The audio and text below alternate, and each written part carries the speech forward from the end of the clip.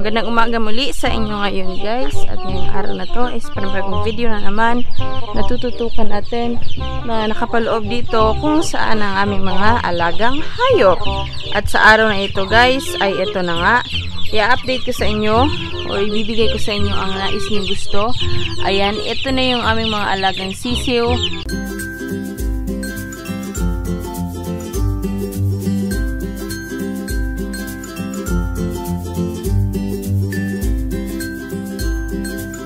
Pinurga namin kasi kailangan nilang purgahin. Kasi mula nung sila isinilang is hindi pa sila napupurga kaya pinurga namin. So para sa araw na to is papakainin sila or sa oras na to papakainin natin sila kasi medyo yung iba is medyo ano na sila, medyo yung matamlay na o yung tipong kanina pa kasi sila hindi kumakain simula umaga.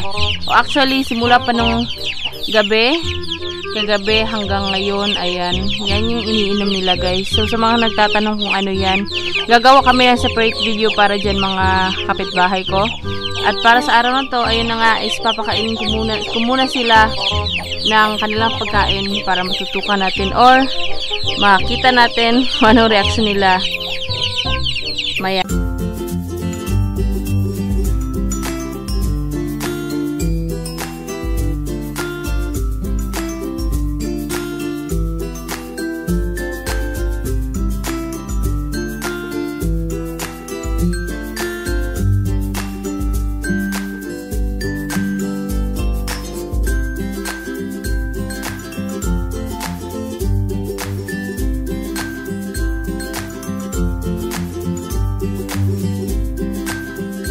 So, ayan guys, yung isa dyan, medyo matamlay na.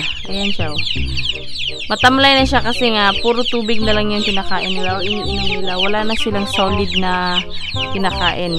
So, purpose ng pagpupurga is para maiwasan yung mga sakit-sakit, yung mga, kumbaga, deworming po guys sa English pa. Para maiwasan yung mga sakit-sakit. At alam din natin na mawawala yung mga worms na nasa kanilang tiyan. O ano pa mang bagay na meron sa kanilang tiyan. At yan yung purpose natin kaya tayo nagpupurga. So, ito guys is mula nung pagkasilang nila is ang ano nila ang kanilang edad ay nasa 2 weeks na exactly nung Friday. 2 weeks and 3 days. So, yan. Nasa ano na sila? 14 plus 3, 17 days na ito guys. Ganyan na kalalaki agad. So, yan. Medyo matamlay na yung isa. Yan yung mga okay mag-alala kapag ganyan guys kasi normal lang yan sa mga ganyan kapag nagpupurga ka kasi hindi naman talaga sila kumakain dapat para walang ibang like yung mga worms is talagang ma-flush nila or madumi nila. That's the purpose guys na hindi sila pinapakain kasi kung pinapakain may tendency na yung worms is kumapit pa rin at hindi sila malabas nung gamot na pinapainom natin sa kanila. Yan, magiging useless siya guys kapag pinapakain pa natin sila.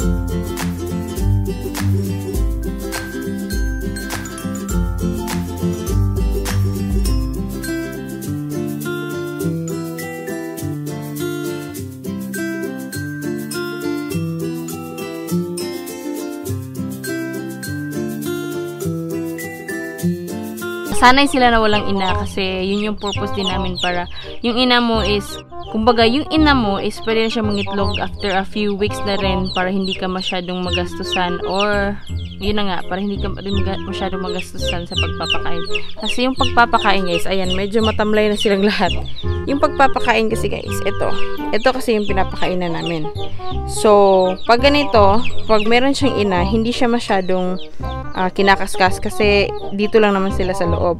Wherein compare nung plywood or naglalagay ka lang ng lapat siya na malapad kasi gusto mo open area. Kadalasan kasi ay kinakaskas ng ina, yung ginaganyan niya yung kanyang paa tapos natatapon lahat halos sa ibaba. So ang kumakain is yung mga nasa labas na hayop, yung mga ibang hayop namin dito sa bahay. So ayan, medyo matamlay na sila pero sige lang, okay lang yan kasi yun yung purpose natin ng pagdi-deworm. So other batch na nag-deworm kami guys is yan, yung meron kami isang naglilimlim dyan guys. So siya na lang isa kasi yung iba na late kasi siya guys. Matagal, itong inang ito is matagal siyang ano ba yung tawag doon? Matagal yung iniiwan yung kanyang mga sisiw, kaya ganyan, matagal siyang nakapaglimlim. So, ito yung isang batch namin guys na pinurga din namin. Ito yung nakita nyo na to sa first video namin. Ito yung kanilang purga. Ayan, pang purga. Tapos yung butas na dun sa dito siya lumalagpas. So, ito sila. Ayan. Ayan sila guys. Ano lang sila? Bali 2, 4, 6, 7 lang ata sila guys na sisiw. So, hindi namin siya hindi pa namin kinuha yung ina kasi hindi pa naman sila 2 weeks. Kasi mukhang mga nasa 15 days pa ata siya or hindi. No, mukhang nasa mga 10 days pa lang siya, mga week pa lang siguro nga kung tutuusin. So ayun guys, yun siya, ayan, lumabas sila doon, then pwede din sila dito. So papakainin ko to maya-maya lang para okay na tayo. Nga pala guys, sa pagpupurga, yung mga malalaki is kailangan namin i-syringe. Ilagay namin yung purga sa syringe para mainom talaga ng malalaki. Kasi yung iba, ang tendency kasi, yung ibang mga, yung ito, hindi nila naiinom kasi nag-aaway-away na sila. So, kailangan namin gumawa ng paraan na kung saan makakainom lahat. Kaya, ang ginagawa namin is, talagang sinasyringe namin or nilalagay namin sa syringe yung ganyan, kundi dropper ng bata, pwede na rin yun. Tapos pinapatak talaga namin sa bibig para lahat ay makainom. So sa kaso nito guys, yung maliliit pa naman kasi, hindi na sila kailangang i-dropper mo or what, kasi hindi pa naman sila nag-aaway. Kumbaga iinom at iinom talaga sila lahat kasi nauuhaw or gutom din sila. So kaya ganun. So tulad yan guys, iinom siya na iinom talaga kasi kailangan niyang uminom kasi nga gutom na siya, wala siyang ibang tinitake or iniinom, kundi yan lang. So pwede na siyang hindi siya i-dropper. So okay na lang, ganyan na lang.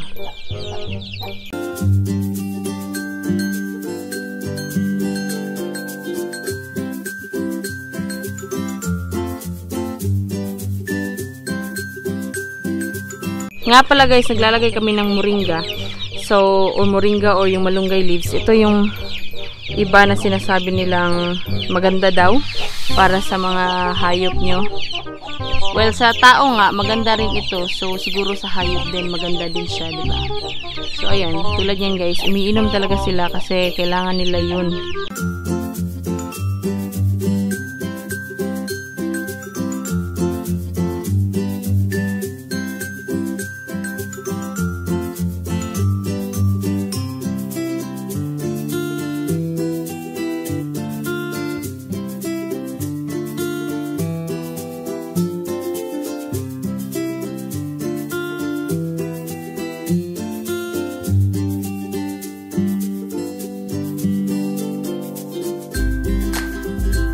So, kung napapansin nyo guys, yung iba talagang tamlay na, ayan, tulad yan.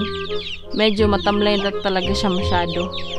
So, sige na guys, tara tayo guys, kuha tayo ng pagkain.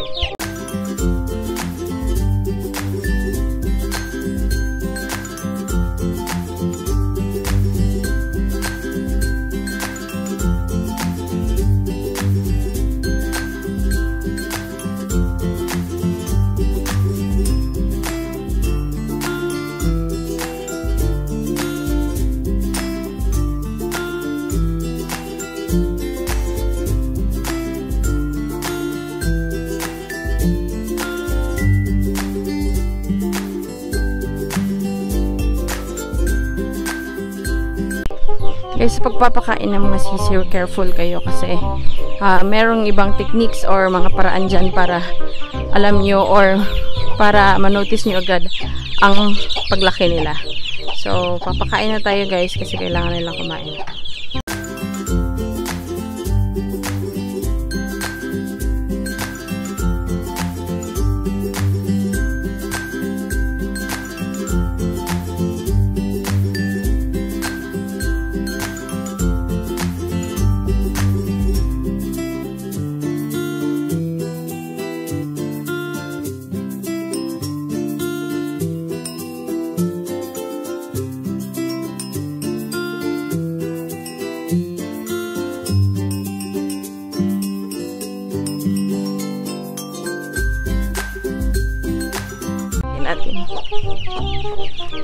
Isa lang ako guys, kaya hindi ako masyadong makapagsalita or hindi masyadong okay yung pagkaka-video. So, pasensya na. Okay na yan. Lagyan natin dito. So, ayan, dalawa na siya. Ilagay natin yung isa kabila. Ayan, kabila. Ayan guys, meron na. Ayan na sila. Medyo nagdudut-dutan sila kasi talagang nagugutom na sila. Pero late after that guys, is okay na yung pakiramdam nila.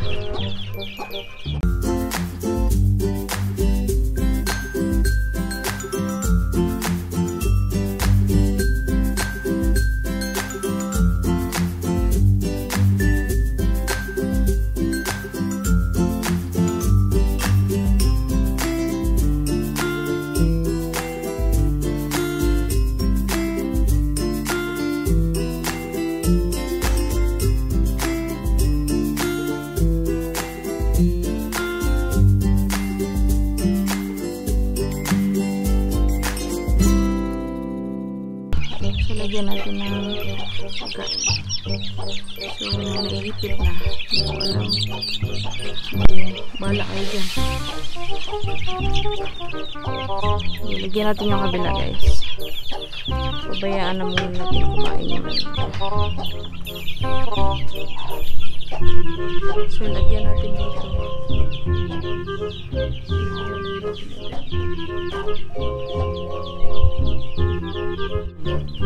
Nalagay ko na guys.